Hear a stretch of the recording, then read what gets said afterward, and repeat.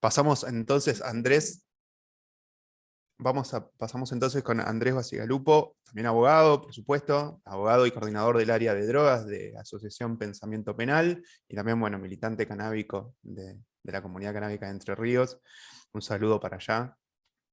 Y bueno, tu tema, ¿no? Es las figuras mayormente perseguidas, ¿no? De la situación actual de la ley de drogas.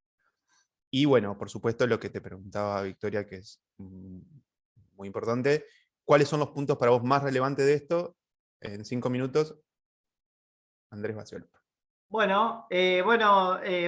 Buenas tardes, espero que no se me vaya la mitad del tiempo saludando. Pero bueno, un gran que los conozco muchísimo y los aprecio mucho. Y desde ya muchísimas gracias a la audiencia. Me parece excelente la pregunta que me hacía María Victoria recién. ¿Cuál es, digamos, la relación actual, digamos, de la ciudadanía con la policía respecto al cannabis? Que creo que debe ser lo que más... Desde mi punto de vista,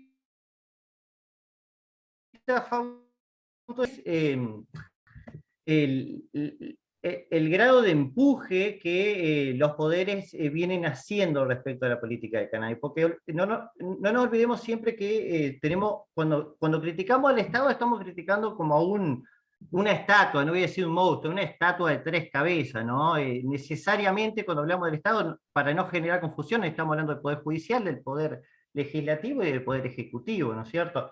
A nivel legislativo, yo creo que, bueno, la postura ha sido bastante clara, es decir, no se ha avanzado sobre una despenalización de las conductas asociadas al consumo de cannabis. Quiero que a la gente le quede bien claro que actualmente la ley sigue prohibiendo la tenencia y la posesión del cannabis y su venta.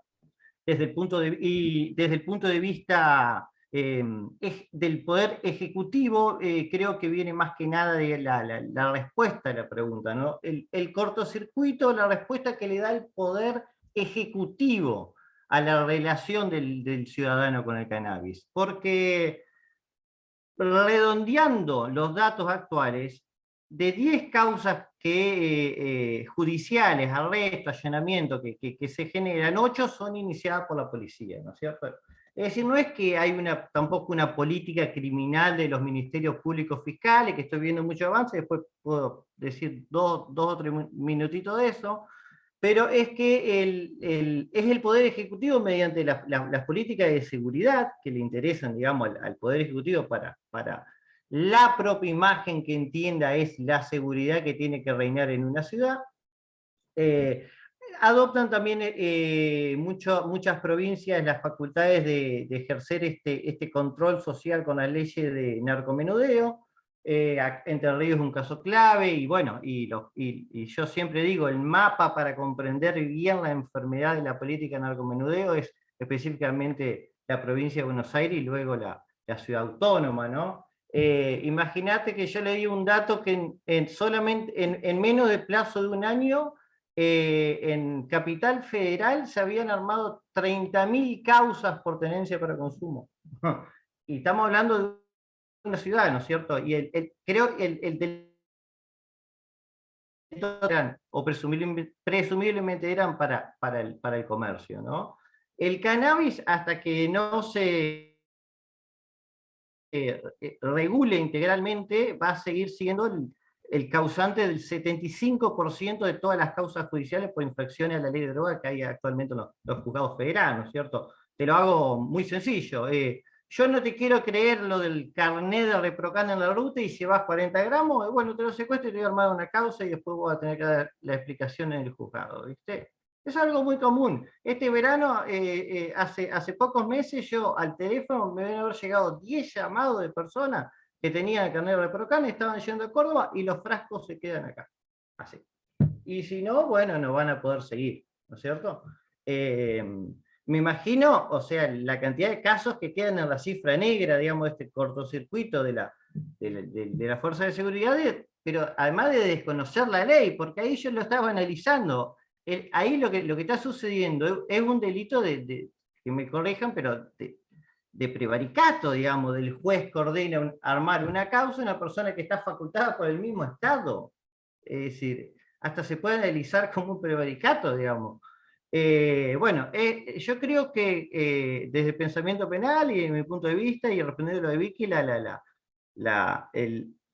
para esa temática en específica que se me quiso apuntar, hay que apuntar mucho a las críticas del movimiento hacia el accionar del poder ejecutivo actualmente, ¿no? Y creo que los debates a nivel legislativo, lamentablemente, como sucede, nos viene sucediendo hace décadas, se dilatan siempre en discusiones banales por cuestiones políticas, pero hay un país bastante organizado que ya está totalmente informado respecto a sus derechos, que va a seguir, como las personas que me rodean, que van a seguir siempre postulando por las mejores políticas públicas. Así que bueno, eso era más que nada, y un gran saludo a todos, y acá me quedo. Sí, sí, vas a tener que seguir respondiendo preguntas, seguro. De lo que contabas enseguida pienso, no sé, en la selectividad del sistema penal, que tienen esos, digamos, que tienen esos ejecutivos para perseguir, generar esa sensación de seguridad, ¿no? Y bueno, si le querés dejar alguna pregunta al resto del panel. Sí, perfecto. A ver, vamos a seleccionarlo a Gustavo, que nos cuente, en todo caso nos interesa cómo en Buenos Aires y en Capital se vive toda la relación del ciudadano, policía y cannabis.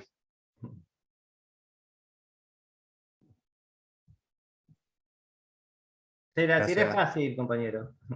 gracias Andrés. Bueno, pero antes vamos a pasar con Nadia Posiatlo, también abogada penalista y defensora en causas de cannabis.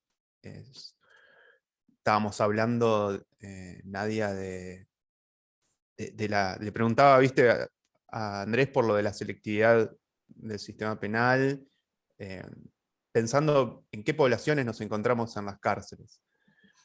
Eso, desde mi punto de vista, tiene varios ejes, ¿no?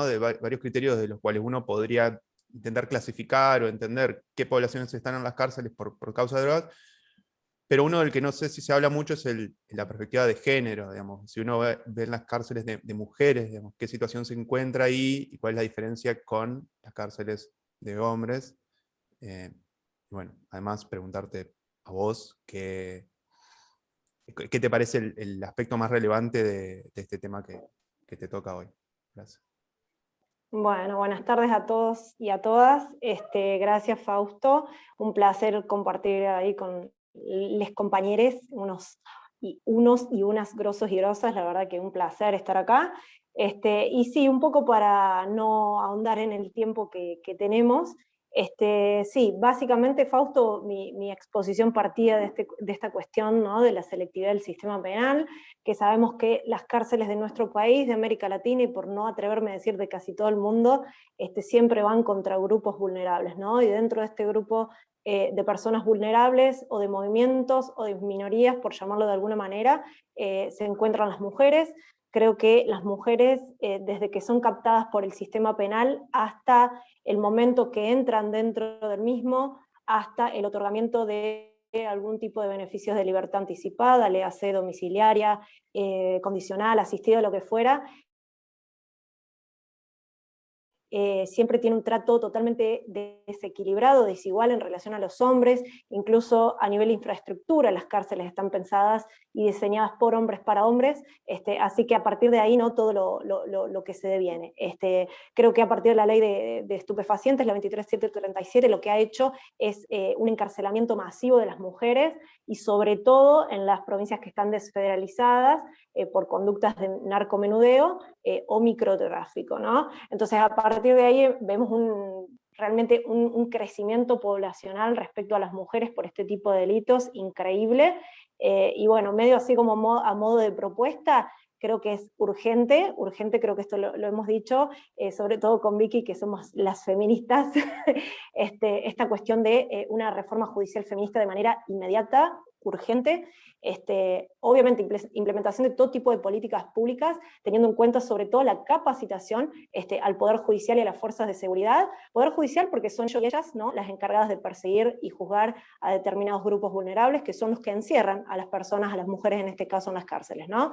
Y a la fuerza de seguridad, precisamente por el modo violento que llevan a cabo los allanamientos, las persecuciones, realmente, o sea, no tienen discriminación alguna en el trato. Hemos tenido casos de ejemplos realmente violentos en donde mujeres que tenían, no sé, niños incluso no se los ha dejado ni siquiera tomar agua ni la medicación, que esos niños estaban dependiendo exclusivamente de la mamá, porque era una mamá soltera, cuando realizaban el allanamiento los de la FPA, que es la fuerza que tenemos acá antinarcotráfico en Córdoba, que es bastante dura, van todos encapuchados, los hombres de negro le decimos nosotros, y no sabemos si son hombres o mujeres porque van todos realmente tipo monjes así. Así que bueno, me parece que el acompañamiento tiene que ser también para las fuerzas de seguridad y para las guardiacárceles, que son las encargadas de las custodias, ¿no?, de las cárceles de mujeres. Realmente, señoras, por favor, un poco de trato, un poco de sororidad de las compañeras hacia las compañeras que tienen alojadas en sus penales. Así que bueno,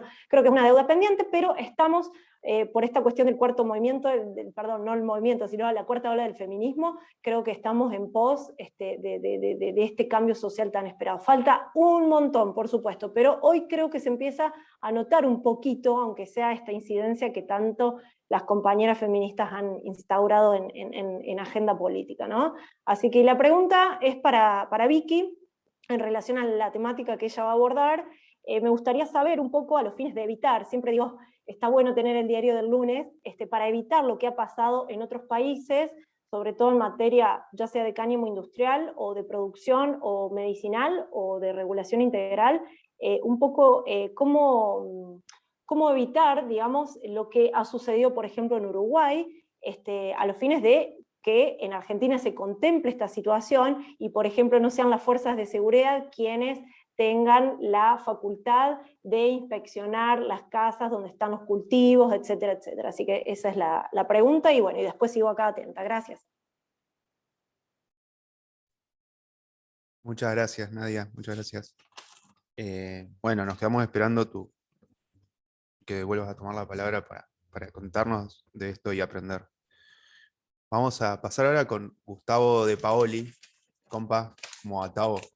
Bueno, primero, antes que nada, felicitarte por esta actividad que sé que has puesto mucho el lomo para organizar con Acción Canábica, y agradecerte también la invitación para moderar, obvio. Gustavo es abogado también, ya dije eso, militante del área de libertad, y bueno, primero que obviamente vas a tener que hablar del escenario activista y la situación en Cava, como te preguntaron, pero en particular tu tema hoy es la aplicación de ReproCan. ¿Cómo está hoy la situación de ReproCan? Contanos primero qué es lo que te parece a vos el punto más importante, lo más relevante para discutir hoy en la coyuntura.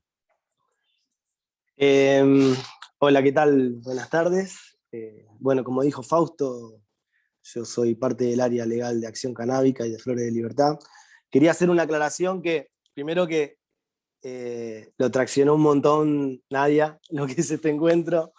En realidad ella me contactó hace un tiempo y me tiró esa idea. Después Horacito de Acción Canábica también me viene pinchando para organizar estas jornadas. Entonces como confluimos con Nadia y tampoco lo tomamos como una, más allá de que lo traccionamos tanto Nadia como yo, no lo tomamos como algo nuestro, sino que es algo de todos, ¿no? Porque realmente se necesita la construcción del otro para poder, o digamos del aporte del otro, para poder construir, ¿no? Siempre el otro tiene algo para darte y para enriquecerte. Entonces es un encuentro generado entre todos los espacios, digamos, que están acá. Y con respecto a lo que me decías del ReproCan, bueno, a ver, es algo que es totalmente evidente, qué es lo que urge hoy del ReproCan. Podemos hablar de un montón de cosas. Lo que urge es que la herramienta funcione. O sea, básicamente es eso. Después podemos charlar como herramienta legal, de qué manera lo podemos utilizar, por qué sí, por qué no, o sea, analizar el por qué no. y como herramienta política. Pero hoy lo que necesitamos es que la plataforma funcione, básicamente. Si vos me preguntabas hace 2 meses atrás, te hubiera dicho que cumpla con los objetivos del programa, porque la ley se plantea, la ley, que es una ley que se trata de investigación médica y científica, que se vendría a ser el espectro que abarca, se propone un programa y ese programa se propone unos objetivos. Y dentro de esos objetivos, y entonces yo hubiera hablado de eso, está faltando el acceso a la salud, porque si falta el acceso a la salud, en vez de convertirse en un derecho, se termina convirtiendo en un privilegio. Básicamente eso. Y con respecto a lo que, bueno, hablar de eso, no sé si lo tengo que desarrollar ahora o lo desarrollamos después. Me estaban diciendo, Buda, cambiando de tema, que no estaba saliendo la transmisión en vivo en este momento. Espero que se esté grabando, bueno, son cosas que pasan de esto, ¿qué va a ser? Lo importante es este encuentro, porque bueno, dicho sea de paso, estuvimos un ratito charlando entre todos y la verdad que es hermoso lo que se está gestando. Y con respecto a lo que me decía Andrés, bueno, yo más que nada soy más allá de ser Acción Canábica, soy de la provincia de Buenos Aires. Y podemos hablar de dos cuestiones, o de números concretos, o de lo que sucede en la calle también, en la calle propiamente dicha. Lo que sucede en la calle propiamente dicha, o sea, todavía estamos bajo la órbita de la ley penal, entonces al estar una ley en funcionamiento se aplica.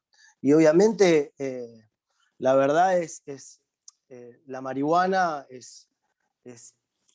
se apunta a la criminalización del que la usa, del que la tiene. Entonces, como decían las compañeras, y como decía el compañero Andrés, si no enfocamos en la despenalización, van a suceder un montón de cuestiones, porque yo las sé, digamos, de relacionarme con gente que fuma. Entonces, si vos salís a la calle con marihuana, o sea, sos proclive a que la policía te pare, a que la policía te requise, a que la pregunta común, ¿no?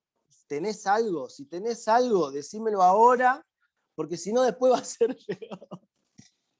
Yo me junto con muchos amigos y bueno, y cuando me dicen eso me agarro la cabeza, porque, a ver, en mi rol de conocer el derecho, o sea, yo tengo estas dos cuestiones, que soy usuario hace 24 años, que fumo marihuana, o sea que la conozco a la hierba, y a la vez, bueno, esto de haber estudiado derecho y de también militar, me genera ciertas herramientas, ¿no?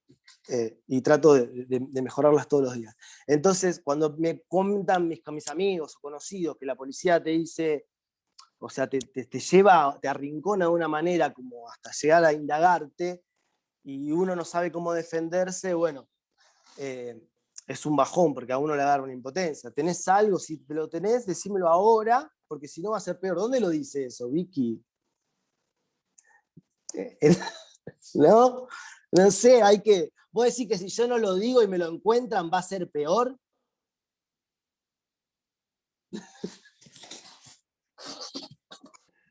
Bueno, entonces eso sigue sucediendo, y capaz que te llevan por 2 tucas, pero es algo, si muestro una charla de WhatsApp de un amigo, me llevaron a la Cuarta de Lanús, por 2 tucas me tuvo ahí, y vos decís, llamame, o qué sé yo. O sea, lo importante es siempre, yo lo que digo, porque me voy por las ramas, ¿no? Por eso es esta charla, es entender los derechos que tenemos para poder ejercerlos. Eso es lo importante, tener algunos puntos. O sea, en la marihuana se aplica el principio de criminalidad, no el principio de inocencia. O sea, primero ya sos criminal y entonces vos tenés que demostrar que no lo sos. Entonces, uno simplemente tiene que exhibir su documento, hablarle con respeto. Después cada caso va a ser en particular, y acá no podemos hacer futurología. Yo no puedo decir, no sé, o sea, la ley es general, después los hechos, digamos, tienen sus matices. Pero digo, identificarse y demostrarle al policía de que el policía puede ver si uno tiene algún impedimento para circular, si tiene un pedido de captura. Después, si sospecha de algo, bueno, le tendría que dar intervención a un fiscal y bueno, me voy por las ramas, perdón. Me fui. Pero porque es para charlarlo, es como una asamblea esto, qué sé yo. Pensaba que que no lo diga en ningún lado no quiere decir que no lo hagan real a eso de que si no le decís es peor. Sí, no. O sea, pues, vos le preguntabas a Victoria, no es así de que si no le decís no es peor. No es así en los papeles. El problema es que sí es así en la realidad. Sí, la pasás mal. La pasás mal. Y después con respecto a datos precisos, yo acá tengo, porque la verdad, ¿para qué voy a bardearla, digamos? Con respecto del libro este que está buenísimo, que es Narcomenudeo, herramientas jurídicas para una consideración jurídico-penal. Y acá habla de que el 58% de las infracciones detectadas por la ley 23737 entre 2018 y 2019 aumentaron en cantidad. El primer lugar es ocupado por la tenencia de estupefacientes para uso personal. O sea, los números lo dicen en concreto. ¿Para qué vamos a andar? Y después pasan la calle, y los números se reflejan en la realidad. Así que, y bueno, eso básicamente. Por eso creo que tenemos que, me parece desde nuestro lugar, a mí me parece muy importante que desde nuestro lugar, porque cada uno el espacio que ocupa es increíble, podemos poner nuestra semilla. Podemos poner nuestra semilla, qué sé yo. Yo sueño con encontrar ese espacio donde podamos discutir la reforma integral de la ley de drogas y poder discutir una ley integral del uso de la marihuana. No importa quién traiga el proyecto, no importa, todo es un equipo. En el equipo necesitas arquero, defensores, mediocampista. Es eso. Sí, hagámoslo. Para mí va por ahí. Gracias, compa. Y si le tuvieras que hacer una pregunta al panel. Y se la hago al panel en general. ¿Es viable generar un punto de encuentro entre abogados y desabogados? Y dijimos esto, no importa después. Después respetando siempre los espacios, ¿no? Siempre respetando los espacios, no. Pero es charlarlo, ¿cuál es el problema? Si acá hay un potencial, o sea, Victoria, Nadia, Andrés, Marcos, que no está, que una pena que no pudo estar, Diana, vos, Fausto, bueno, un montón de compañeras, compañeros, todos. Bueno, vos no sos abogado, así que no estarías. Pero digo, no. Los civiles no. Digo, se puede llegar. Entonces mi pregunta es esa, ¿podemos lograr un encuentro? Bueno, queda la moción. Es más Se convertía en una política. asamblea de repente. Queda Es la más moción para política armar que legal. un documento. Pero bueno. Bueno, No sé qué más. Bueno, y ahora vamos a pasar con Diana Barreneche, que es abogada también, y presidenta de la Asociación Civil Proyecto Cáñamo, que por supuesto nos tiene que explicar qué está sucediendo con la legislación de cáñamo y la industrialización del cannabis. Y también agregar la pregunta muy interesante de Victoria de cómo está Argentina en relación a otros países. Muchas gracias, Fausto. Buenas tardes para todos y todas y a la audiencia. Gracias por la invitación y acepto a la moción que decía Gustavo. Sí, un poco también lo comentaba antes y un poco se trata de muchas cosas de lo que han hablado. El cáñamo, bueno, no me voy a detener en, por supuesto, explicar todo el uso industrial, sino que es uno de los usos de las plantas de cannabis que ha sido excluido del sistema de fiscalización internacional. Y eso es una diferencia del día a la noche, porque precisamente cada país puede determinar qué hacer con estos usos, porque es cannabis no psicoactivo, estrictamente es fibra y semilla. Haciendo una interpretación amplia de las convenciones, entraría también el cannabis no psicoactivo o el cáñamo para flor, ¿no? Pero ahí ya nos metemos un poco más profundo y ese es el criterio, esa es la diferencia de interpretación entre el criterio restrictivo de la JIFE, la policía del mundo, y todo, digamos, las convenciones internacionales, porque estos son tratados farmacéuticos. Se nos olvida que la planta de cannabis, que fue catalogada en estas listas como estupefaciente y como psicotrópico, es un criterio objetivo. Es lo que está ahí. y su único fin lícito es el medicinal y la investigación científica, pero la planta de cannabis no es la única que está ahí, el THC no es el único que está ahí. Y en este sentido, por ejemplo, cuando Argentina recepta la Convención del 61, que hace la ley 17818, la ley civil de estupefacientes. Y ni siquiera la 27350 cae en cuenta de mencionar a esa ley, ¿no? Solo menciona la ley penal de estupefacientes, que es la 23737. ¿Y por qué menciono esto? Porque vuelvo y digo, la planta de cannabis es un estupefaciente más dentro de otros. Por supuesto tiene sus particularidades, el uso industrial, fibra de semilla es una de esas que al no estar en las convenciones, no es un estupefaciente. Argentina cuando lo recepta en ese sentido. Después, en 1977, porque en Argentina hubo cultivos de cáñamo, hay censos, había un documento del Ministerio de Agricultura que enseñaba sobre el cultivo del cáñamo en las diferentes provincias. Y en ese sentido, lo que está pasando ahora en Argentina, el cáñamo era realmente el argumento ahora en diputados. Bueno, no llegó así. La Aricame, que es la agencia que crearía este proyecto de ley, va a tener jurisdicción sobre las autorizaciones de cáñamo. Sí dice que va a ser un régimen diferencial. Pero bueno, un poco de lo que también hablaban y lo interesante con la planta de cannabis y es precisamente lo que mencionaban de la ley penal. Y en Argentina, desde 1974, se vuelve a criminalizar el uso y la tenencia para consumo personal.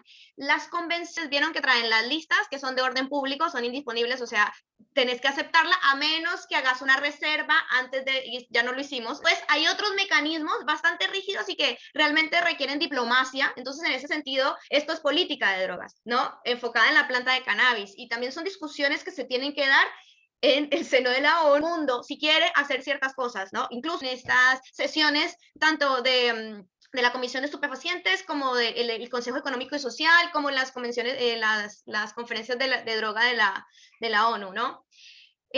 A mí me hubiera gustado, pero esto ya es como una visión personal y de parte pues, de Proyecto Cáñamo, por supuesto que el cáñamo hubiera quedado por fuera del Aricame, que hubiera quedado en la órbita del Ministerio de Agricultura como un cultivo agrícola, que es. Y bueno, que realmente, porque las que tienen interés en el cáñamo son las provincias, es donde se puede cultivar, ¿no? En Capital Federal es muy difícil y además que los cultivadores y cultivadoras nos odiarían porque básicamente polinizaríamos todas sus cosechas. Y esto también es algo que se tiene que hablar y que quienes legislan en el Senado o en diputados y quienes después aplican la normativa, tanto fuerzas de seguridad como estoy hablando a nivel administrativo. INASE, INTA, INTI, SENASA, ANMAT. Ahora, por ejemplo, para importar semillas, tiene que pasar por... te tiene que aprobar el Ministerio de Salud, te tiene que después aprobar INASE, tenés que pasar después a SENASA, después tenés que pasar a ANMAT. ¿Por qué ANMAT? Porque la semilla de cannabis, como está dentro de la 23737, para la ley argentina es un estupefaciente, o sea, incluye todo, porque además la 23737 también habla de gratuito o oneroso, o sea, te criminaliza todo completamente.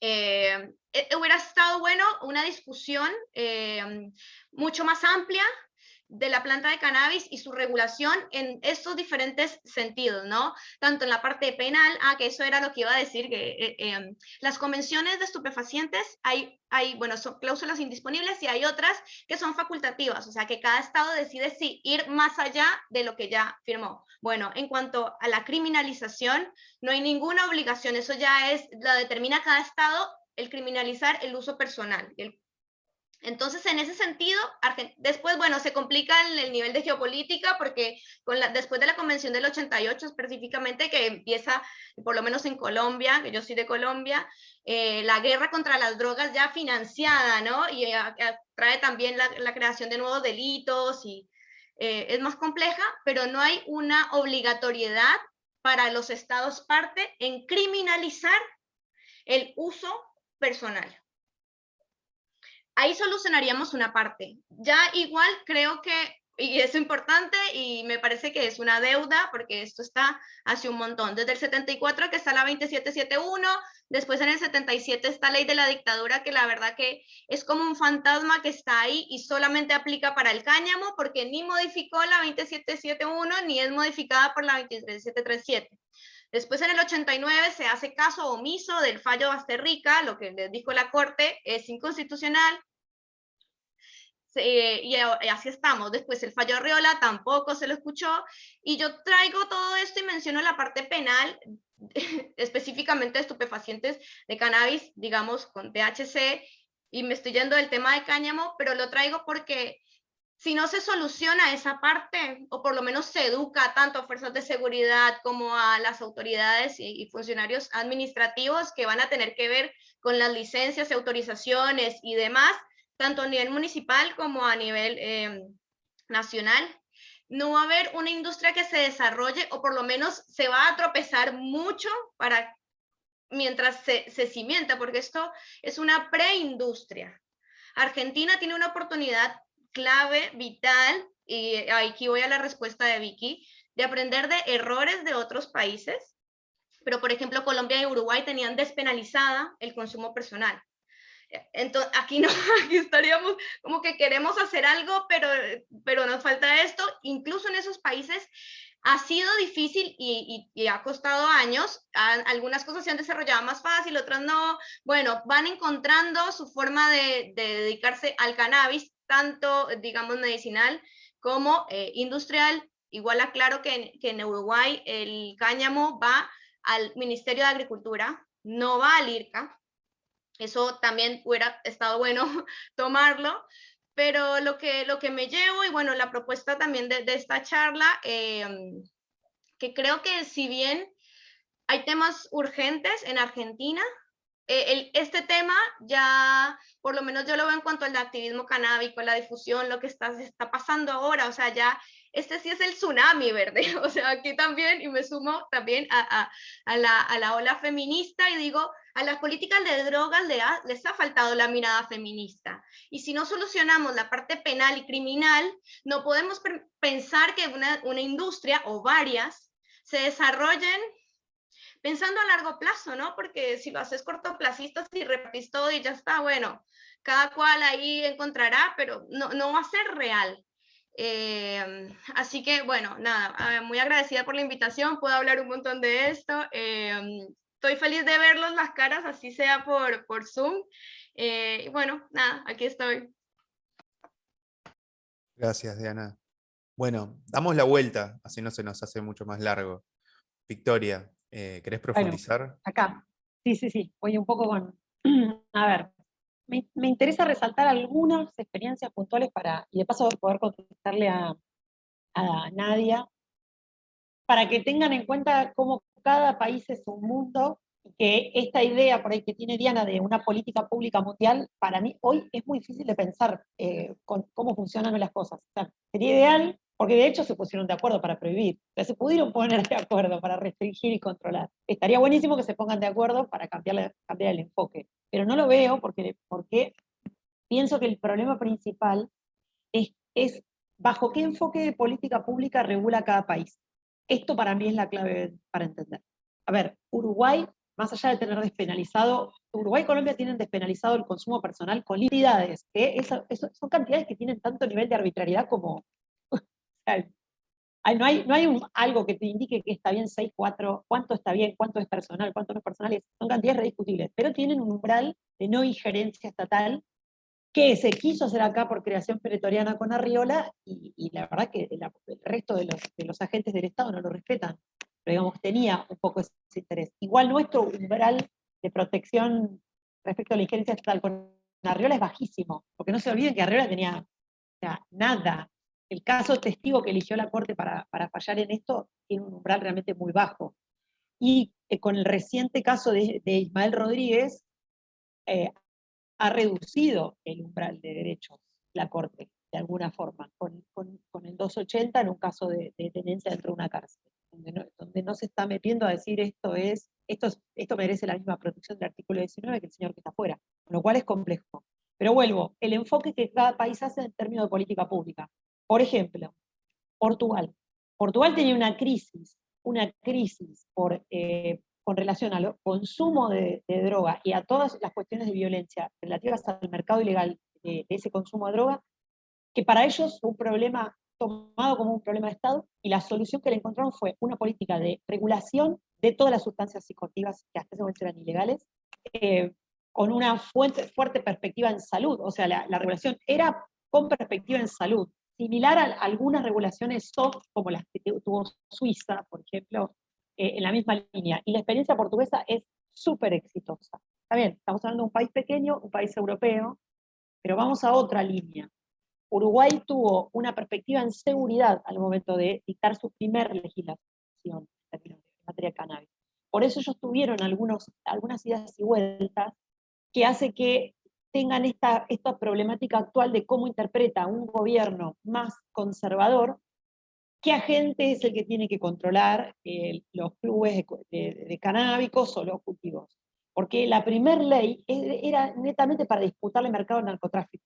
No era una ley pensada, tenía así una impronta en materia de salud, pero era una ley de estricto control, por eso de hecho crea esta agencia. No liberó, no es que liberó todo, no es que en Uruguay cualquiera vende en cualquier lado todo y se puede, no está así, no es así como está pensada la ley. Y después entró el cannabis medicinal y después tuvieron que correr el cáñamo porque no lo habían tenido en cuenta. O sea, de hecho, la primera definición de cáñamo en la primera ley uruguaya es bastante rara. O sea, fueron como corrigiendo, pero porque su perspectiva a lo que apuntaban y su objetivo principal era evitar lo que era el mercado ilegal. Entonces ahí tenés otra manera. Colombia, a diferencia de esto, apuntó directamente a la parte, digamos, económica de lo que era el desarrollo del cannabis medicinal como una actividad en un país que tiene una experiencia muy fuerte en materia de cultivos de sustancias. Es un país productor que tenía una posibilidad muy grande de sustitución de actividades ilícitas por actividades lícitas, o sea, tiene una característica muy específica, y además tiene una historia de violencia asociada a lo que es producción ilegal y tráfico ilegal de drogas, que es muy compleja socialmente, que atraviesa a todas las familias, creo que a todas las familias. Yo cada uno, con la persona de Colombia que conozco, tiene un familiar o algún familiar afectado por la guerra interna, digamos, respecto de esto. Entonces tienen también otra perspectiva diferente. Canadá reguló a partir de la salud. Canada Health es el instituto, o Health Canada, según como lo vean, es el instituto que regula. Pero a pesar de haber regulado con perspectiva en salud, y tiene las mejores estadísticas en el sentido, porque tiene más recorrido, en el sentido de poder, en Canadá se demuestra bien claro que regular y legalizar no aumenta el consumo, no lo aumenta especialmente en adolescentes, que es uno de los mitos, grandes mitos con los que se discute la legalización o las regulaciones, y tiene una experiencia excelente, pero a ellos el neoliberalismo los tomó por asalto y ellos tienen algunas dificultades con el acceso a las sustancias medicinales, porque es más negocio vender para uso adulto que producir para medicinal. Entonces los pacientes, digamos, las personas que necesitaban acceder a medicinal se quedaron con un mercado más reducido que el resto, y entonces ahí hay un problema, porque el Estado regula, pero no regula del todo para equilibrar estos problemas, o estas desigualdades, y por otro lado ellos tienen un problema que es del all white men, o sea, tienen casi todos son, o sea, los productores principales son hombres blancos, ricos, poderosos, o sea, no hay una democratización de la producción ni la intervención de cannabis. Tienen grandes empresas, cotizan en bolsa, y la promesa de incorporar a todo lo que eran descendientes de pueblos originarios y a la población racializada, que eran el target principal de la guerra contra las drogas, en igualdad de condiciones, no, o sea, por lo menos no se cumplió en la forma que esperaban ellos, y de hecho es una crítica permanente de los organismos de investigación, principalmente de los que trabajan en investigación en esta temática. Y después lo que me interesa resaltar mucho, porque me parece que es lo que nosotros tenemos que estar prestando la atención, es el proceso que se está dando en Estados Unidos. Estados Unidos tiene legalización en la mayoría de sus estados, por lo menos de cannabis medicinal, y en una enorme cantidad, creo que ya llegan a 18, de cannabis para cualquier uso. No tiene regulación a nivel federal, con la complejidad que eso implica, pero tiene media sanción en el Poder Legislativo de una ley de regulación integral de la planta de cannabis que tiene toda una parte específicamente dedicada a políticas restaurativas dirigidas a devolver o de alguna forma restituir el daño a las personas que en su momento fueron criminalizadas por la guerra contra las drogas, que en ese país son principalmente de raza negra, de sectores de alta vulneración social, descendientes de latinos también, y en ciertas zonas, además de Estados Unidos, más fuerte que en otras. Entonces, tienen toda una política pensada de devolución de este daño, que no solamente es limpieza de antecedentes penales y descriminalización absoluta, sino además incorporarlos al mercado. Esta ley no se está tratando en el Congreso norteamericano porque falta pasar por el Senado, donde no hay mayoría de la coalición del partido gobernante, y tampoco es tan claro que todos los del partido, los demócratas estén de acuerdo, entonces como que los números no les terminan de dar para tratarlo, o por lo menos eso es lo que parece. Pero esta semana, por ejemplo, hubo un pronunciamiento de 1.400 alcaldes de 1.400 municipios en todo el país, exigiéndole al gobierno nacional que se meta de lleno a regular a esta ley, al tratamiento de esta ley. En esa reunión de alcaldes que se hace cada X cantidad de tiempo para discutir distintos temas, se tomó este tema y solamente 3 votaron en contra. Los otros 1.400, que representan a municipios de todo el país, están pidiendo regulación integral. Si Estados Unidos regula integralmente, yo creo que hay un efecto dominó, porque se caen ciertas posturas del prohibicionismo, dejan de tener sentido, esta lógica de guerra, de war on drugs, fracasada, y además se va a empezar a visibilizar mejor, creo yo, y acá está también nuestro trabajo, esto de que Estados Unidos pone el consumo y América Latina pone los muertos. Entonces, bueno, me parece que esas son experiencias que hay que prestarle atención. También atención en temas de cáñamo industrial. Bueno, el cannabis medicinal tienen también experiencias súper interesantes, pero también desde la militancia, países como Chile y Paraguay, con Mamá Cultiva en cada uno de esos países liderando, las mujeres una vez más adelante, pero ya están desarrollando sus experiencias de cáñamo industrial, en Chile sin ley, pero con una empresa habilitada, y en Paraguay con una ley todavía restringida, pero trabajando en conjunto el sistema privado con el Estado, y ya produciendo las primeras exportaciones. Y me callo porque hablo un montón. Similar al caso Chile de Sociedad del Estado, que está contemplado por la legislación internacional. Eso lo aprendí por Diana.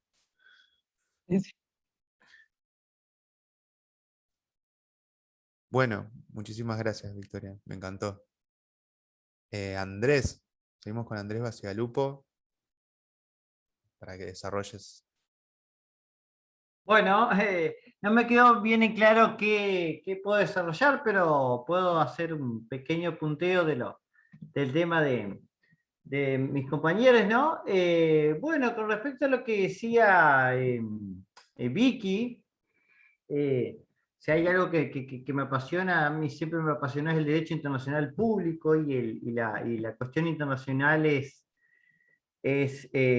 no sé, materia de mi interés de todos los días. Quería mencionar, hacer como un paralelismo, porque precisamente estamos en épocas de cumplirse el aniversario por el ataque a las Torres Gemelas, y cómo este último gobierno de Joe Biden decidió darle fin a esa intervención militar, ¿no es cierto?, de 2 décadas, y cómo en cierto sentido la política de la guerra contra las drogas se fundamenta dentro de parámetros políticos internacionales o geopolíticos muy similares a lo que sucedió a partir de ese ataque, ¿no es cierto? El ver que está Estados Unidos a punto de dictar esa ley histórica y de vida para su pueblo, ¿no es cierto?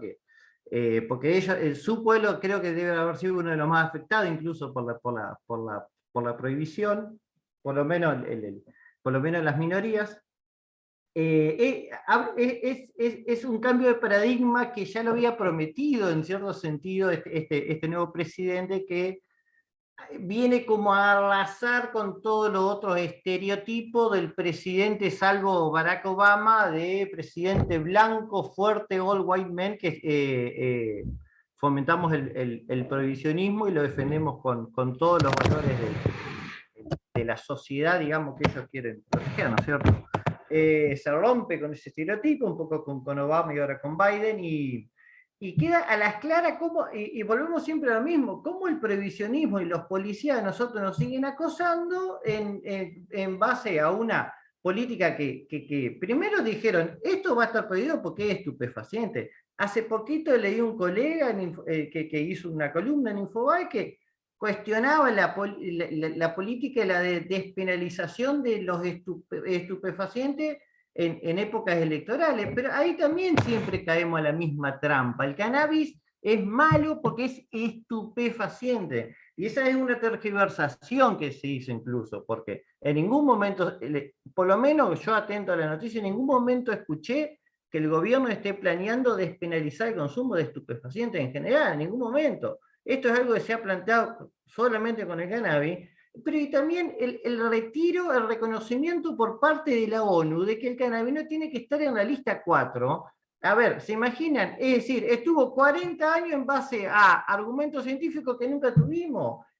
Pero verdaderamente yo creo que no puede dejarse de perder la atención ese suceso histórico, porque eso explica lo ilógico que es la prohibición de cannabis. Ahora, este país tiene que debatir, sus autoridades, vamos a replantear nuevamente la prohibición del cannabis, puerta de entrada, hay que directamente le preguntamos a Estados Unidos, le preguntamos a usted, ¿cómo es la puerta a otras drogas? ¿Es la puerta de la criminalidad? Y ellos mismos no van a responder, vamos a terminar respondiéndolo con sus artículos y con sus textos. Así que bueno, quería comentar eso que me atrapa mucho y perdón por la digresión y acepto la moción a la que invitaron. Gracias. Gracias, buenísimo, Andrés. Sí, vos sabés que lo que decías al final, perdón que me meto con el tema de la nueva ley, que la nueva ley tiene mucha pinta de ser, sí, lo que diga la JIFE, ¿viste? Lo que preguntémosle a Estados Unidos cómo regulamos el cannabis. Y bueno, y así todo deja errores. Pero bueno, después hablaremos de eso. Vamos a seguir con Nadia. ¿Qué opinas? ¿Querés hablar sobre esto? ¿Querés agregar algo? ¿Querés desarrollar más? Sí, voy a desarrollar rápidamente para que no se nos vaya el tiempo. Me parece muy, muy, muy interesante, la verdad, y apoyo en un todo lo que dijo Vicky, lo que dijo Andrés y la moción a la que dio lugar Gus. Pero básicamente, siguiendo con este sistema de selectividad del sistema penal, vemos también, ¿no?, que una vez que las mujeres son seleccionadas por este sistema, junto con otros grupos minoritarios, que a partir de ahí, de la Declaración de Derechos Humanos del 48, se empiezan un poco a destacar estos grupos minoritarios, precisamente en pos de esta lucha que habían sido dejados de lado luego de la Segunda Guerra Mundial, ¿no? Entonces, me parece que hoy las resoluciones judiciales, como decía recién al principio, ¿no?, un poco en este point que marcaste vos, Fausto, al hacer referencia al tema que nos traía a debatir hoy, ¿no? Entonces, me parece que acá hay que tener en cuenta que hoy el sistema judicial, máxime, el sistema judicial penal, tiene una concepción muy androcéntrica del derecho, ¿no? ¿En qué sentido? Lo que decía recién, que no solo las resoluciones judiciales son tomadas desde un punto de vista patriarcal, sino también que las cárceles están pensadas y diseñadas por hombres y destinadas para los hombres. Hay una teoría que nace allá, una teoría norteamericana que se llama las mujeres de las circunstancias, y fíjense sobre todo en los delitos mayormente imputados y que no son escarcelables, por ejemplo, el artículo 5 de la Ley de Drogas, que habla de la tenencia con fines de comercialización. Muchas de estas mujeres terminan siendo imputadas o coautoras, como más quieran llamarlo, y en virtud del artículo 45, que hace, bueno, no voy a ahondar en esto, que hace, digamos, hay un sistema de penalidad en relación a quiénes son los autores y los partícipes de determinados delitos, le aplica la misma pena, ¿no? Y en esta teoría, básicamente, de las mujeres de las circunstancias que se plantea en Norteamérica, surge que muchas de estas mujeres, ¿cuál es el sistema base o de qué parte el sistema judicial, bien, para implicar como autoras en estos delitos, cuando estos delitos en realidad son cometidos por los hombres, ¿no? Y es muy ridículo cómo parte el sistema judicial para criminalizar, seleccionar y luego aplicar una conducta, una sanción penal a estas mujeres, ¿no?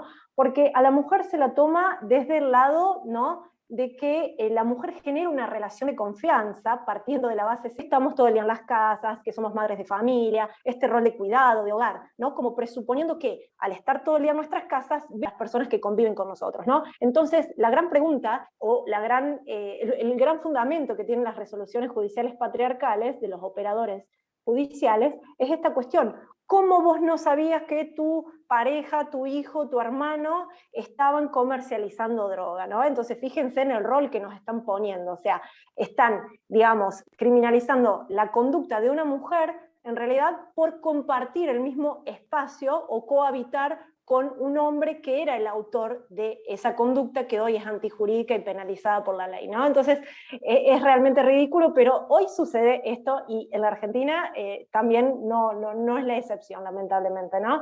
Entonces, un poco hablando de esta cuestión de la selectividad y de cómo son tenidas en cuenta estas resoluciones judiciales, claramente que no hay una solución racional, objetiva y conforme a derecho, ¿no? O sea, está totalmente sesgada por cuestionamientos patriarcales de por qué la mujer no pudimos evitar o no pudimos denunciar, como si eso fuese fácil, estas situaciones que nuestros compañeros o nuestros hijos o nuestros hermanos estaban cometiendo en nuestro mismo hogar, ¿no?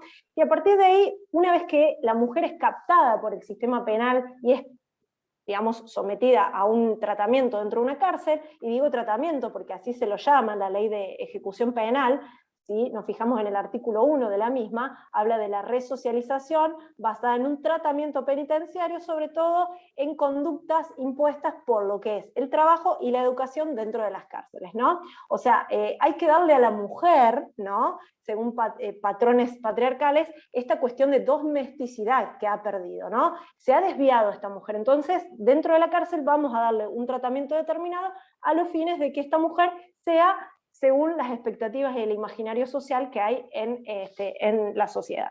Entonces, cuando la mujer entra a la cárcel, ustedes fíjense que es totalmente desigual el trato, porque primero porque se la estigmatiza desde 3 puntos de vista, ¿no? En primer lugar, mujer delincuente, ya sos una mujer delincuente, no es lo mismo ser una mujer delincuente que un hombre delincuente, te desviaste de los roles asignados sociales, ¿bien?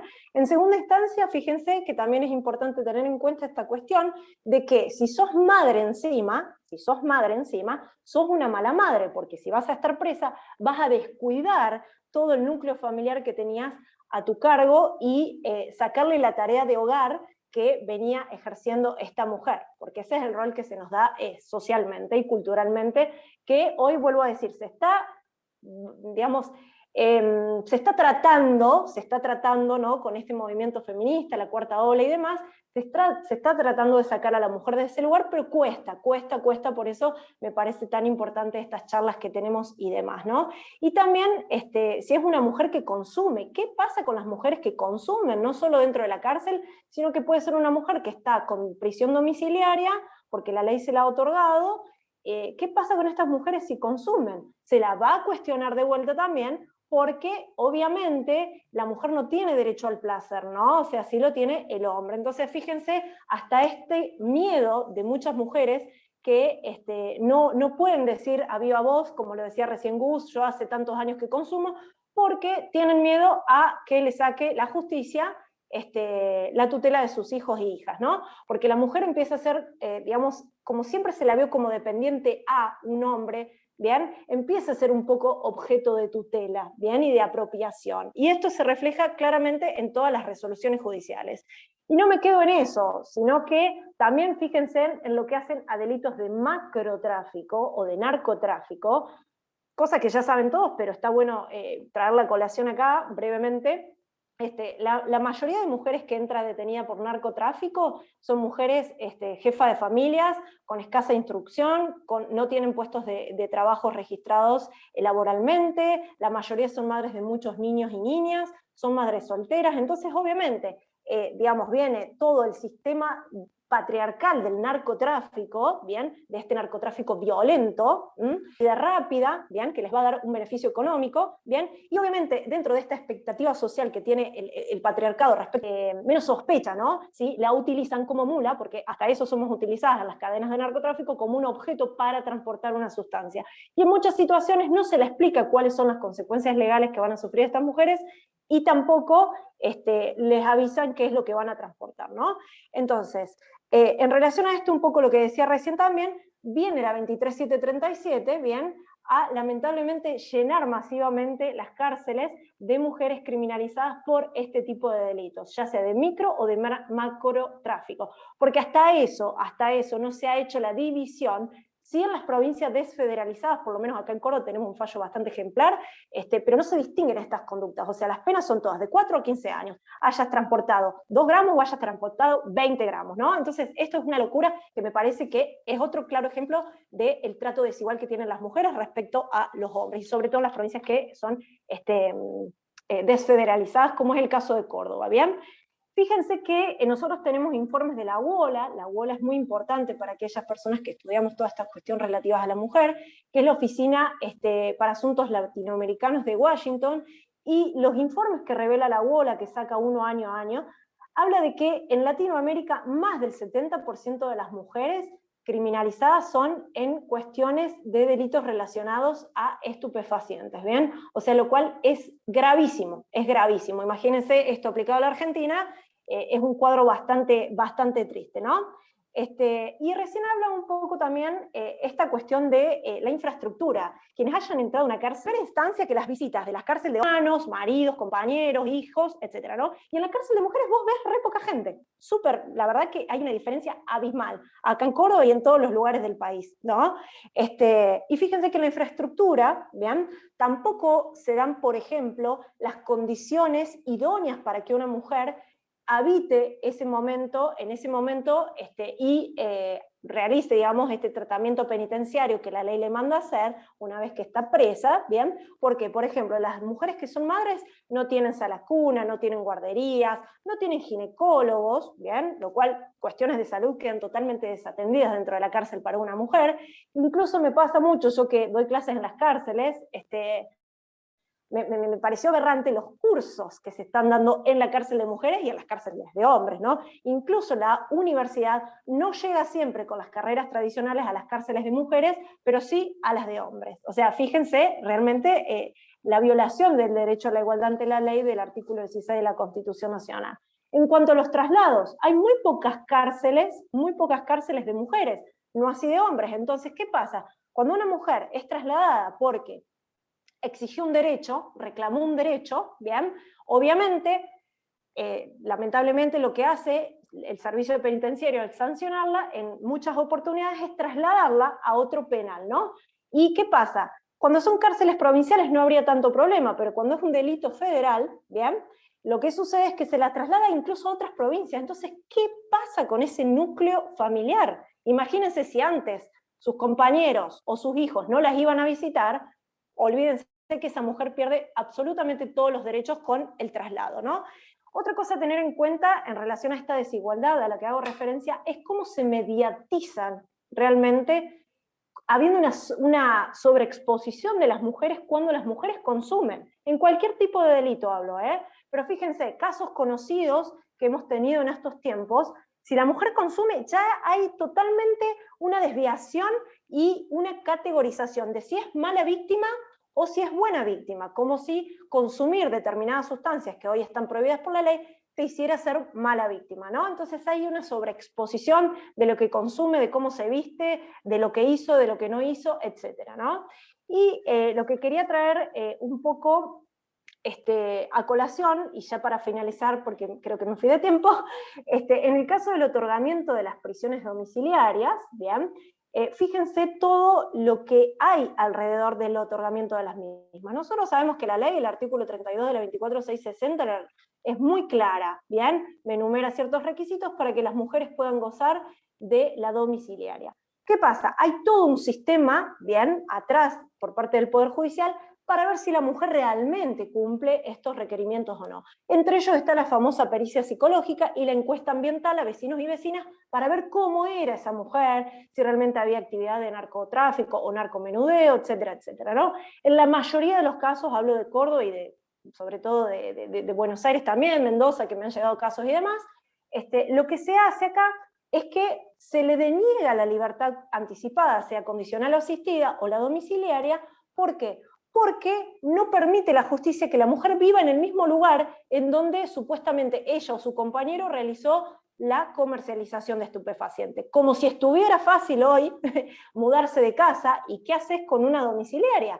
Tenés que firmar contratos, salir a buscar casa, departamento o lo que fuera, ¿no? O sea, son situaciones realmente absurdas y a veces he escuchado que mujeres tienen que salir a acudir a un vecino, a una vecina, a un pariente o lo que fuera, a los fines de que le presten el domicilio para poder, ¿no? Obtener esta prisión domiciliaria, lo cual es totalmente ridículo, ¿bien? Y por último, haciendo referencias a estas prisiones domiciliarias, fíjense que tenemos la acordada 2/20 de la Cámara Federal de Casación Penal, que surge principalmente con esta cuestión del COVID, que fue en marzo del 2020, en donde la CEDAW, fue muy interesante, la CEDAW hace una recomendación al Estado argentino, entre otros estados, diciendo, che, oigan, atento a que también tenemos una situación sanitaria y hay una emergencia en el sistema penitenciario, ya sea federal o provincial, de la provincia de que se trate, tratemos de que se respeten los beneficios de la domiciliaria y tratemos de escarcelar a estas mujeres y otorgarles ciertos beneficios o morigeraciones. Acá en Córdoba les puedo asegurar que es acordada, pero hacé cuenta que le mandaste no sé, una resolución en chino porque no hubo absolutamente ninguna mujer que haya salido con domiciliaria por esta acordada de la CEDAW. Lo cual realmente, como pregunta final me dejo, ¿realmente ustedes creen que hay un trato igualitario con las mujeres desde que son seleccionadas por el sistema penal, encarceladas por el Poder Judicial a través de sus resoluciones judiciales y al momento de obtener las libertades anticipadas y morigeraciones?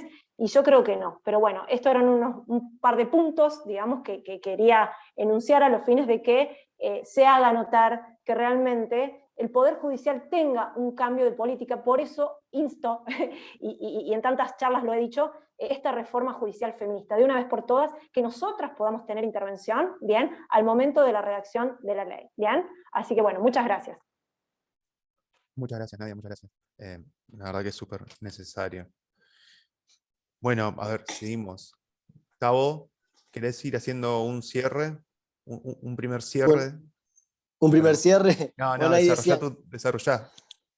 no, bueno, muy interesante lo que plantea la compañera Nadia, bueno, y todos los que hablaron anteriormente. Hay que hacer una reforma integral, ¿no? Obviamente, de la ley de drogas, hay que hacer una reforma judicial, como dice la compañera feminista, y que sean ellas las protagonistas, ¿no? Porque son también las que padecen, digamos, el atropello por parte de los operadores de justicia. Es esto de acercarle, porque básicamente también para que le llegue, ¿no?, al público común un poco de, digamos, de qué se trata esta cuestión de los derechos, sea de las personas que están privadas por la libertad, sea de las personas usuarias. Entonces, en esa dinámica, me parece que hablar un poco de la herramienta que nos genera la ley de uso de cannabis medicinal, me parece que es interesante porque es la herramienta real que tenemos hoy en día, ¿no? Es la herramienta real que tenemos a disposición para poder, digamos, ejercer ciertos derechos. Sabemos que desde 2017 a esta parte hemos tenido una ley muerta, no sé si, como dije antes, bajo una reglamentación vacía, una reglamentación restrictiva. Me parece que me voy a pasar a la compu, porque me estoy quedando sin batería, pero ahora le mando. Un segundo. Decía que una reglamentación totalmente restrictiva, donde solamente abarcaba una patología que era la epilepsia refractaria. Perdón, que me estoy conectando porque se me está apagando el celu y... Ahí entré. Ahí estoy. Salgo de acá.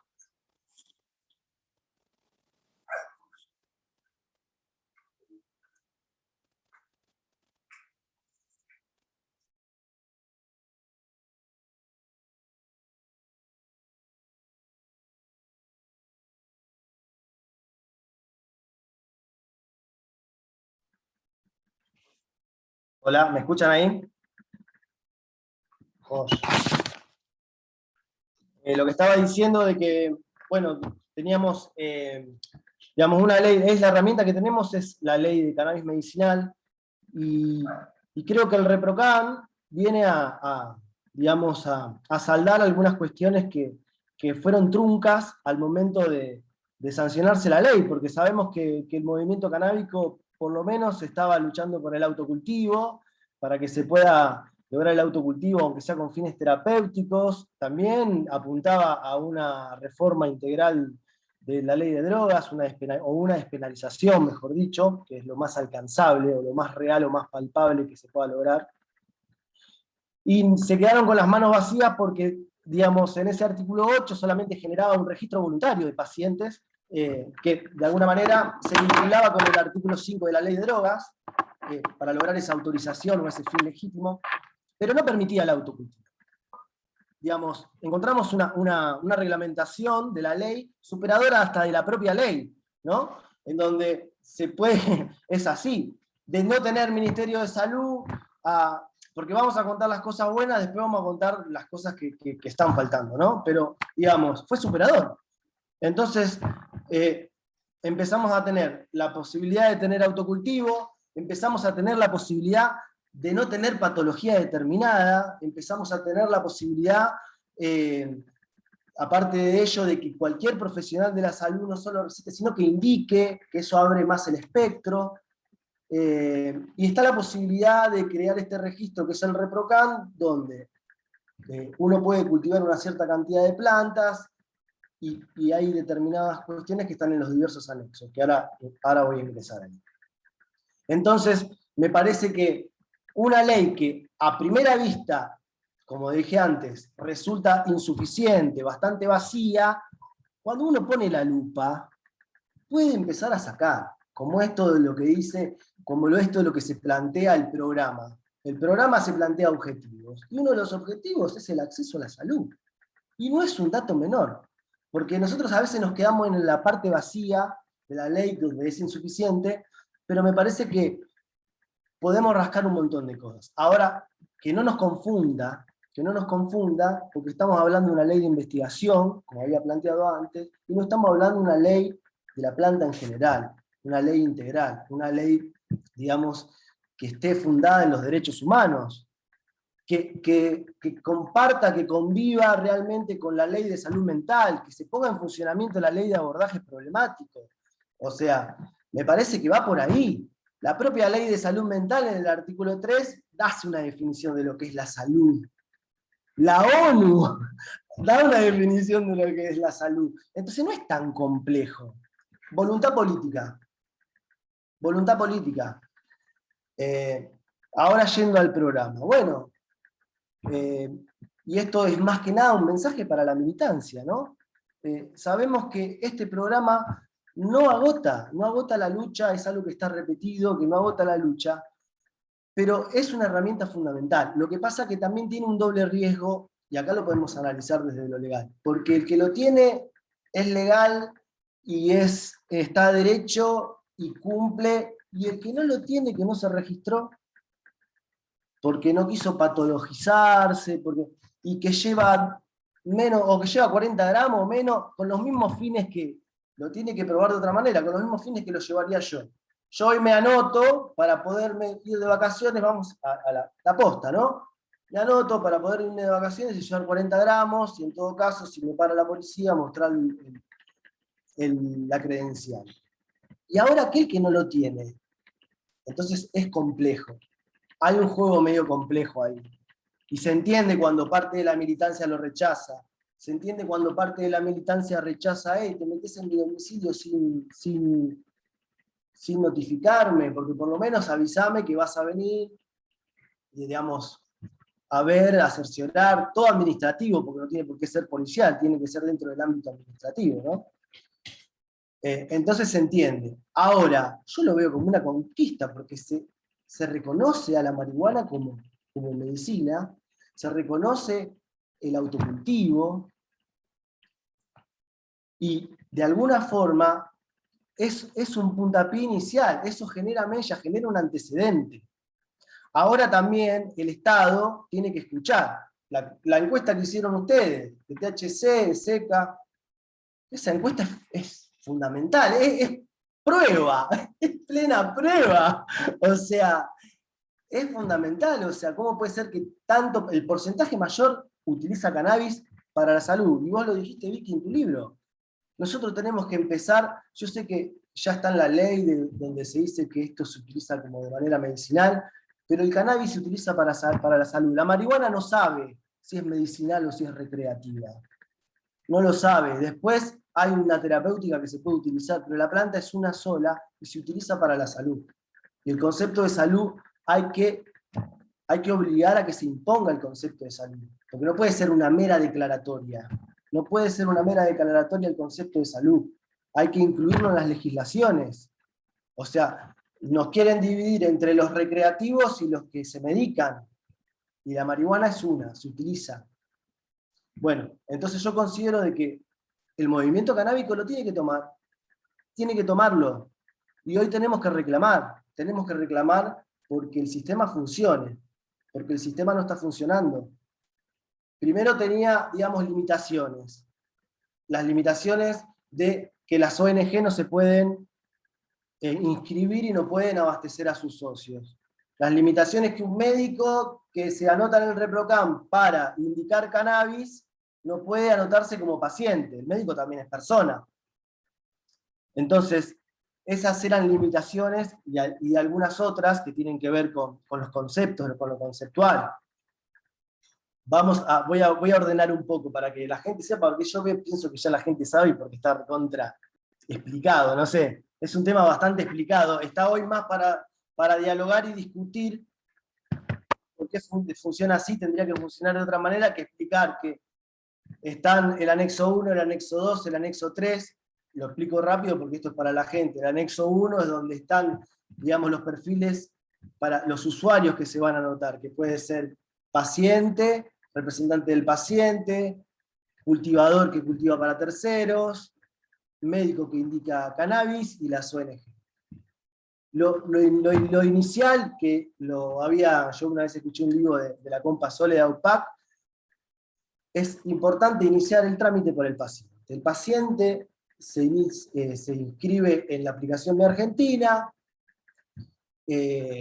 entra al anexo 1, se inscribe como paciente, si cultiva para sí mismo también se inscribe como cultivador, se baja un número de vinculación, un código de vinculación, y se lo pasa al médico junto a su DNI. El médico lo busca con el código de vinculación, se vincula con el paciente, firma el consentimiento bilateral informado con el paciente, pero se encarga él, la declaración jurada, que hoy figura igual la planilla del ReCam, la sube, y bueno, y en 48 horas o 24 tendría que estar ya el registro de la persona.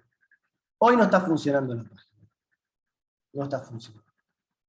Entonces me parece que tenemos que, por lo menos que den más explicaciones, ¿no?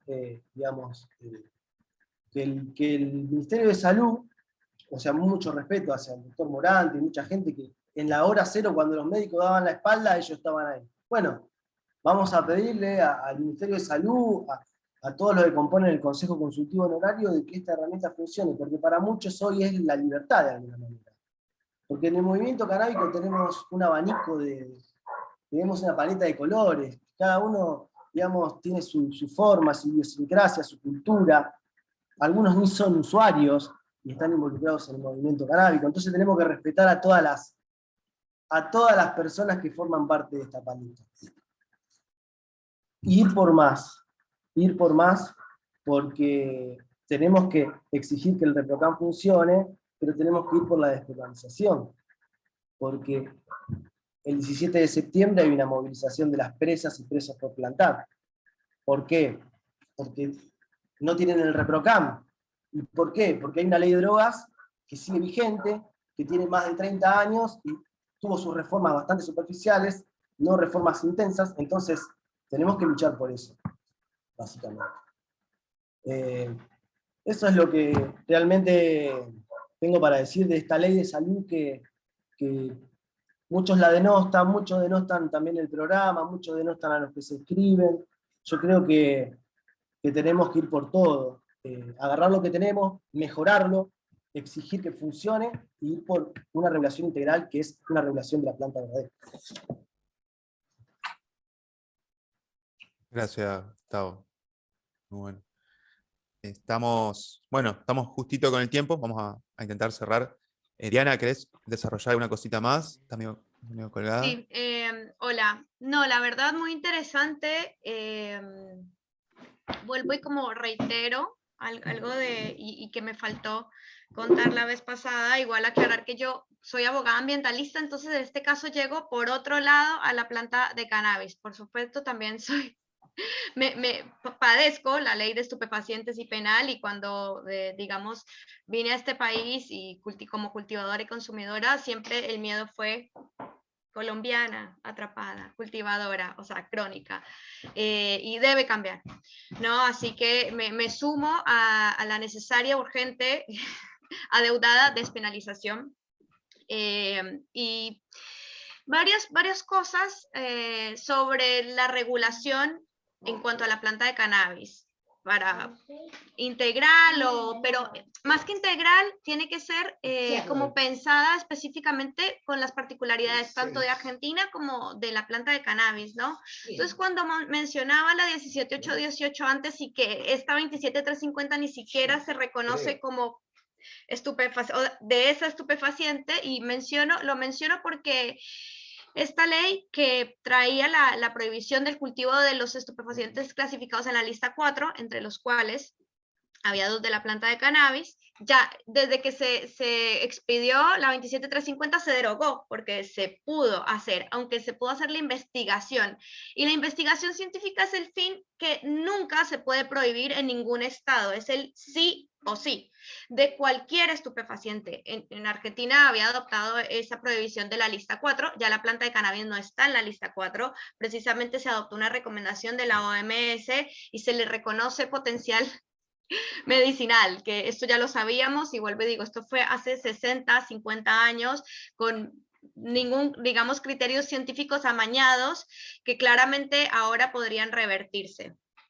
Entonces, esto igual, como decía Vicky, acuerdo política internacional, no lo vamos a poder cambiar, pero se discute allá y Argentina tiene representación. Hay que pensarlo en ese sentido, pero después, ¿qué otras cosas podemos hacer? Y bueno, la despenalización no es una obligación de... Perdón, un segundo. Perdón. Entonces, regreso. La despenalización, que es facultad de cada estado, por lo menos la criminalización de usuarios y consumidores del uso personal, por supuesto, aquí implicaría más, ¿no? Porque estamos hablando, más allá de la 27350 y el cáñamo industrial y demás, el uso, digamos, adulto, dispensarios, que yo lo veo que estamos bastante lejos, pero igual lo podemos seguir discutiendo porque precisamente cada estado encuentra su regulación. Y mencionaba que soy ambientalista porque en 2015, con la Agenda 2030 y con los Objetivos de Desarrollo Sostenible, la planta de cannabis interactúa en 15 de los 17 Objetivos de Desarrollo Sostenible, ¿no? Y puede afectar de manera positiva o negativa. Y la planta de cannabis toca desde aspectos de derechos humanos, salud e industria. Entonces, cada país, de acuerdo a sus posibilidades y a sus características particulares, puede hacerlo en determinado sentido. Y vuelvo y traigo al cáñamo, como que lo meto, porque influye desde pobreza hasta alimentación, energías renovables, remediación de suelos, pero no solo los usos industriales de la planta de cannabis, sino como mencionaba también la salud, en cuanto al acceso y derecho, y también a los derechos humanos que en este momento son constantemente violados por el Estado Nacional, desde las fuerzas de seguridad hasta, bueno, el Poder Judicial y todo lo que mencionaban las compañeras, que adhiero completamente. Entonces, si bien somos abogados y abogadas, entonces hacemos uso de las herramientas legales que tenemos. Vuelvo y digo, la 27350 no me gusta, le reconozco y reconozco que el decreto amplió bastante, pero tiene limitaciones en cuanto a que la 17818, médicos, veterinarios y odontólogos. La 27350, no. La palabra aceite de cáñamo, en realidad era una resina de la planta de cannabis, nada que ver con el aceite de la semilla de cáñamo, que no contiene estupefacientes, pero sí contiene otras propiedades, en cuanto a aceites esenciales, parte alimenticia del cáñamo, que también es muy importante, y que siempre, por ejemplo, desde Proyecto Cáñamo, que hacemos una actividad, es la pregunta, ¿no? ¿Pero esto me pega o no me pega? No, este no pega, este aceite de cáñamo no pega, pero bueno, la 27350 lo incorpora así, por supuesto que el activismo y la militancia canábica, y sobre todo la sociedad civil organizada, en diferentes asociaciones o en diferentes colectivos, y esto yo desde hace 9, 10 años que estoy dentro del activismo canábico, entonces veo una evolución. También nos hemos informado más. A mí me encanta compartir precisamente estos diferentes aspectos y visiones que tienen cada uno de ustedes, y que seguramente hay otras personas que también podrían contribuir a esto, y veo que Argentina o como sociedad estamos madurando en ese sentido. Entonces estaría bueno dar un debate de acuerdo a la idiosincrasia de cada país dentro de lo que puede hacer, o incluso si se quisiera, porque Uruguay es un país chiquitito, completamente diferente, sí, pero como dice mi colega Adriana, sacó los pies del plato, con otro enfoque y cometiendo también errores, y sobre todo también que en el cáñamo ellos nunca pensaron en este uso industrial, de repente les llegó y fue como que, bueno, podemos aprender de esas cosas y de otras que están pasando en Paraguay, en Chile, todos como a su manera, ¿no? Todos como medio dando tumbos y demás. A mí lo que me parece importante es el debate, ¿no? Que estamos dando este debate, que estemos dando estos argumentos, que planteemos otra forma de hacerlo. Y acá tenemos 15 objetivos de desarrollo sostenible para tener estos diferentes indicadores, por aquí sí, por aquí no, cómo democratizamos el acceso a las licencias o a las autorizaciones. El campo medicinal es bastante complicado, digamos, a nivel farma, pero también tenemos la planta de cannabis, puede ser parte también de la terapéutica, de recetas magistrales, o sea, se incluye en un montón de otras subproductos, ¿no? Y en esto el cáñamo ahonda aún más, sobre todo desde el año pasado, pandemia, y ahora, y lo que estamos viendo, necesitamos una reactivación económica real. Y esto, desde el cáñamo, una regulación más blanda, pero no quiere decir sin control administrativo, por supuesto, ¿no? Porque sé que hay miedos y sé que en muchas partes tienen algo de sentido. También hay veces son ya el extremo, y si vuelvo y digo, si no estructuramos unas buenas bases, esto es una industrias pensadas a futuro, sobre todo si también hablamos en términos económicos, lo que la criminalización se gasta, porque ahí no se invierte nada. Entonces, nada, son más datos, argumentos y demás. No sé qué está pasando en el chat, si ya se cerró todo, perdón. Bueno, nada, feliz de participar. Esto da para muchísimo más, es muy interesante que sea el primero de varios, y aquí estamos. Gracias. Muchas gracias a vos, Diana. No, es que nos quedaríamos hablando, creo que un montón, si no se hiciera tan tarde. En esta parte tendría que venir al final el tema de cómo es, de regulación integral, de las discusiones por la regulación integral, con Marcos Torti, también el abogado, él es de la asociación Reset, que bueno, nos pidió disculpas, que no pudo estar por un inconveniente familiar. Digamos, quisiera decir una pequeña palabra por eso. Obviamente, seguimos luchando por la regulación integral, obviamente seguimos luchando por que no haya más presas y presos por plantar y por tenencia. El objetivo del trabajo legislativo de todas las organizaciones canábicas tiene que seguir siendo ese, siempre la ampliación de derechos, y como decíamos, la ley que se trató, que se empezó a tratar, no la elegimos, no es la ley que veníamos buscando, no es una ley que haya llegado para ampliar derechos, es una ley para la industria. Y bueno, hicimos con las compañeras y compañeros con los que pude debatir este tema una lectura política, una decisión política, de decir, bueno, tenemos que estar en contra de esto para estar a favor de seguir, sí y no, y sí. Y cuando vimos también que era inevitable, que tenía un apoyo rotundo, bueno, vimos que nos pareció que no, y que valía la pena luchar por un espacio para, como decían hoy, otras formas más democráticas de producción. Dentro de lo cual el movimiento canábico tiene un rol fundamental, y que por la redacción que tuvo Media Sanción, esa figura puede ser la de las cooperativas canábicas. Así que nos tenemos que seguir organizando y luchando porque esa plataforma sea la que nos permita seguir organizándonos y disputar un espacio de la producción que podamos democratizar junto con la comunidad que es la que conocemos y que nos conoce. Y bueno, si quieren ir despidiéndose, Yo solo vamos terminando. una cosita que me faltó mencionar con lo de, bueno, la ley que está, el decreto que está, que por supuesto que sí, que fue ampliado, que hay que mejorarlo desde ya, que también es la experiencia argentina, entonces en ese sentido lo valoro, que la parte de la reglamentación de las organizaciones de la sociedad civil está en el texto del decreto, y en este momento es como si no estuviera, no se está haciendo nada. Igual hay organizaciones que siguen, o sea, desde antes de eso y ahora, incluso sin reglamentar, haciéndolo en la completa ilegalidad y completamente expuestas.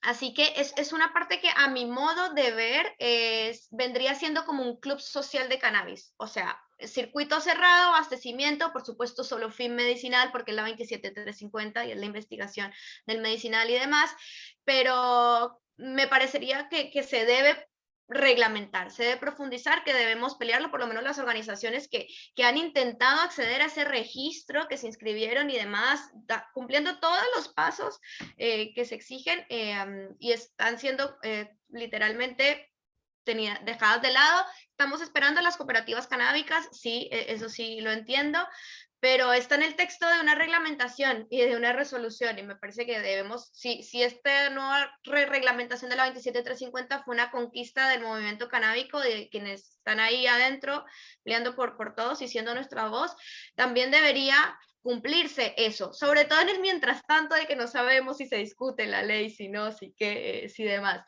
Pero bueno, solo comentar eso, agradecerles y ahora sí dejo que se despidan. Gracias. Quienes quieran, vamos tomando la palabra y vamos despidiendo. Les agradezco mucho. Yo más que nada darles las gracias a todos y a todas y decirles que fue un placer escucharlos a cada uno de ustedes, todo lo que dijeron, siempre aprende estas cosas. Destacar que hay muchos insumos para seguir trabajando, la encuesta de SECA que nombró Gustavo es uno de ellos. Recién se empezaron a revelar los primeros resultados y se va a ir trabajando a medida que avance el tiempo. Lleva mucho tiempo procesar, son 65.000 respuestas. Pero bueno, ahí tenemos un insumo para trabajar. Así que bueno, nada más que agradecerles a ustedes y a los que pueden estar escuchando y quedar a disposición para cualquier otra convocatoria de este tipo que me encanta.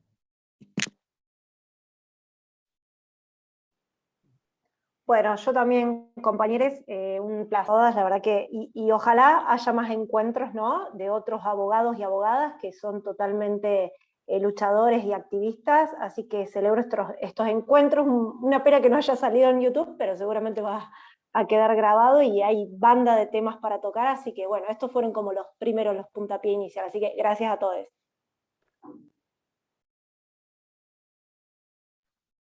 Andrés, ¿decís vos o hablo yo? Andrés. Muy breve, un gran saludo a todos, no quiero olvidarme de los chicos de APAC, Revista Mate, toda la gente de Asociación Pensamiento Penal y una gran alegría este reencuentro. Y adhiero a todas las mociones. Muchísimas gracias. Bueno, y yo, obviamente muchas gracias a este panel hermoso, ojalá que se vuelva a repetir. Quiero agregar a lo que decía Diana, que hablamos de tanto que a veces uno se le escapan algunas cosas.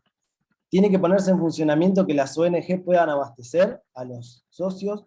También tiene que, digamos, tiene que abrir un poco el juego respecto a los gramos que se pueden trasladar, porque considero de que si una persona que utiliza cannabis y se ausenta un mes de su domicilio, o sea, 40 gramos para una persona que consume más de 2 gramos o 3 gramos por día, es poca materia vegetal, por lo cual tiene que abrir el juego en el sentido de que se puedan pedir autorizaciones para eso. Obviamente tiene que funcionar la herramienta, hay que exigir que funcione, pero como dice Diana, es una ley insuficiente y nosotros tenemos que ir por una ley completa. Pero lo que tenemos que hacerlo funcionar a la perfección. Por eso tenemos que luchar. Y ya, despedirme, muchas gracias a ustedes, a todos, estamos a disposición, esperemos que se reactive el debate pronto en diputados, y si no, bueno, nosotros seguir planteando estos espacios para verlos, para también charlar y escuchar voces de otras partes, de otros abogados y abogadas que también están ahí atrás, llevando esta voz y en otras luchas también, ¿no? Porque cada uno desde donde le toca. Así que muchísimas gracias.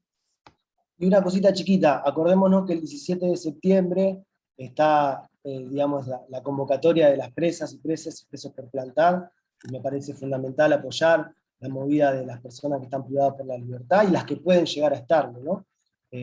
Así que me parece fundamental. Y bueno, saludar a que otros abogados se vengan y se incluyan. Saludos para Santi, arriba abajo el brazo, y para todos los que tienen que estar acá. Adiós. Muchas gracias por la invitación también. Chao, chao.